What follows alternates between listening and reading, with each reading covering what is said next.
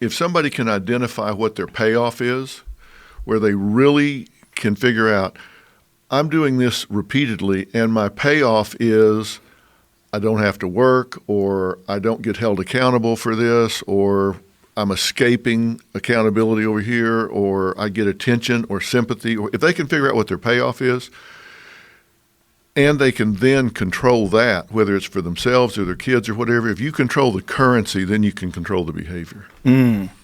Yeah, it just seems that people have they have this comfort in their patterns, and even if their patterns are self-destructive, even if it's drug abuse or alcoholism or the comfort in those patterns, falling into those patterns, it seems very compelling to a lot of people. Yeah, and payoffs don't necessarily mean that it's a positive payoff. Right.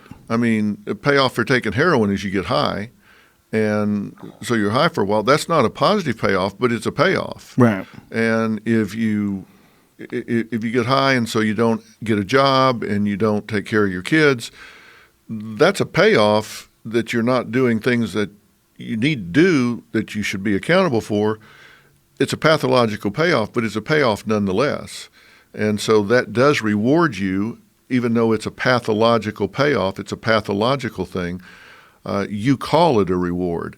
And if you can identify that, where they say, look, I'm not doing what I need to do, and I need to stop rewarding myself in that way and hold myself accountable. I need to be there for my kid.